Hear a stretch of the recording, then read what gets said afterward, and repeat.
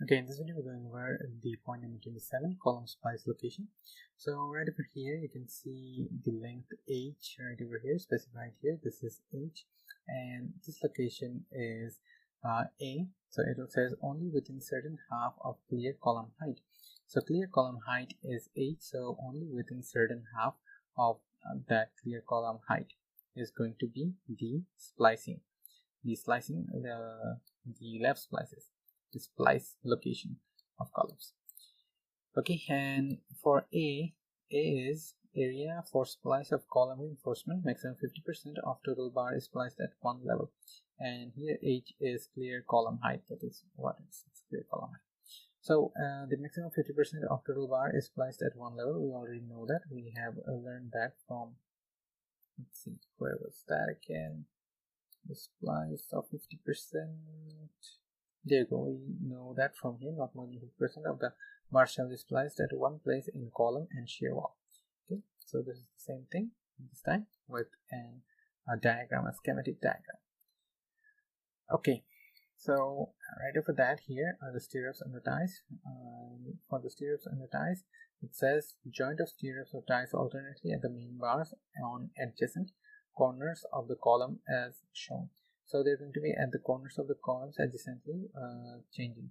For example, if we start from here, we can see that these are the four main reinforcement bars, these black ones, right? These are the four main reinforcement bars, and the first tie is with this rebar, this particular rebar.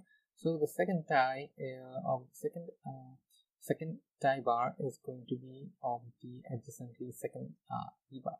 So here you can see it is at the second rebar. Then again it moves to third rebar right over there, and on the fourth one it moves to the fourth rebar. But since it is facing us, we cannot see a tie right over this location. That's why no tie is given here. And right after that, for the next rebar, it goes back again to this one, and then it continues again here and then here. I think you got the idea. Okay. Okay, right after that we have bundle bar at point number 28. So bundle bar here, splice bar, it says bars in a bundle must terminate with at least 40 bar dia stagger except where the bundle terminated. Now splice bar, the bundle bar, where are the bundle bars used? Usually the bundle bars are used in big structures that carry moving loads, for example bridges and anything like that. Okay, so why are bundle bars used instead of singular bars? For example, we have learned about spacing and all those stuff. So if you go to paint and say that this is a particular section of, let's consider to be a section of a bridge or maybe a shear wall, and say we have already provided some bars, right, with minimal spacing from each other, and also within clear cover that is specified in the code. Okay, so right over that we can see that the steel area is still not covered even with the highest diameter bars and the highest number of bars that can be allowed after keeping the clear cover and the bar to bar distances accurate.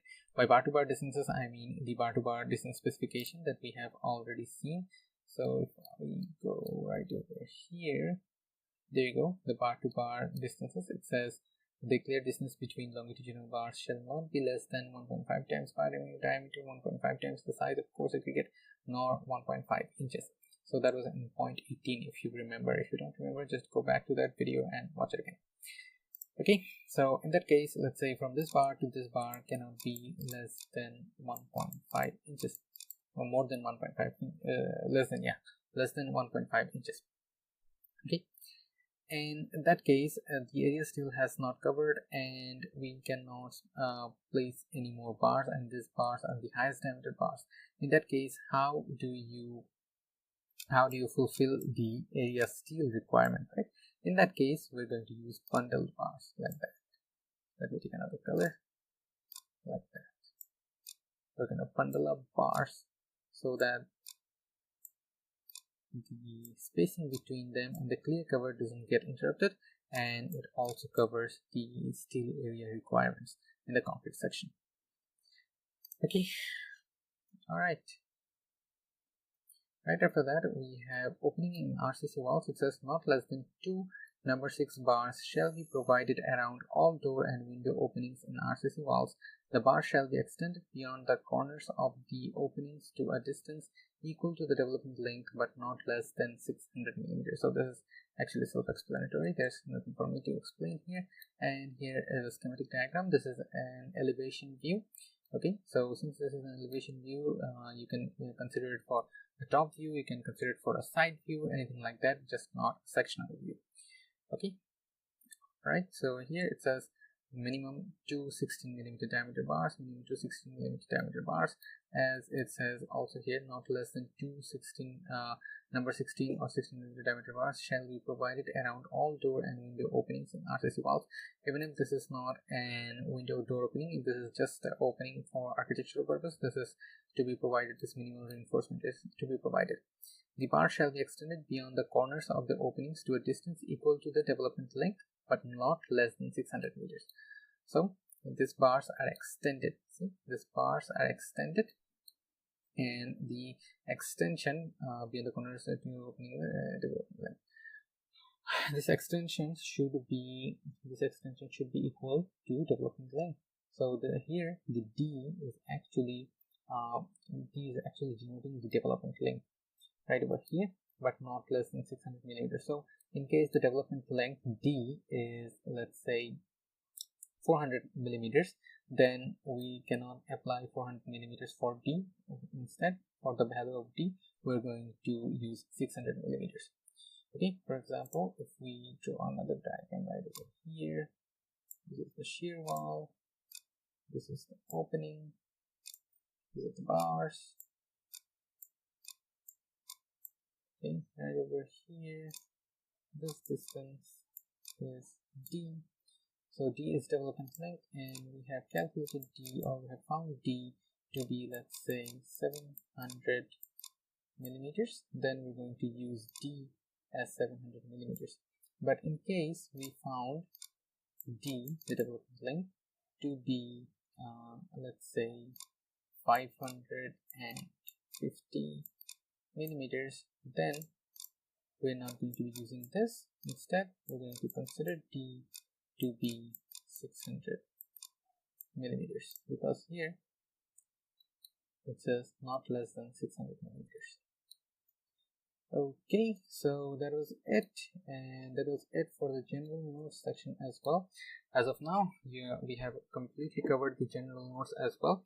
So you actually didn't really need to know what the general note says. You just needed to know so that you can edit it out for your own country specific requirements. And also, if you're going to be working on a site as a site engineer, you would know how to read this general notes and what information you should know as an engineer, and what information is going to be provided from the drawing sheets, and what information, if not provided in the drawing sheet, where can you find that if you don't recall it as well, and what information absolutely must be provided in the general notes as well as the drawing sheets. For example, here, if you remember the case of point number 24, it says shown in the column schedule of the drawing sheet. So the confinement requirements of column adjoints for earthquake loading must be shown in the column schedule of the drawing sheet, and if it's not shown there and it says nothing on the general note, or says to look for it in the column schedule drawing sheet, and you still don't find it anywhere in that place, and then some kind of occurrence happens and you're the site engineer, then you can easily point it out that the drafting personnel or the structural designer did not specify any earthquake requirements or any earthquake detailings, even though the general note says that there would have been any earthquake detailings if they were necessary in the drawing sheets.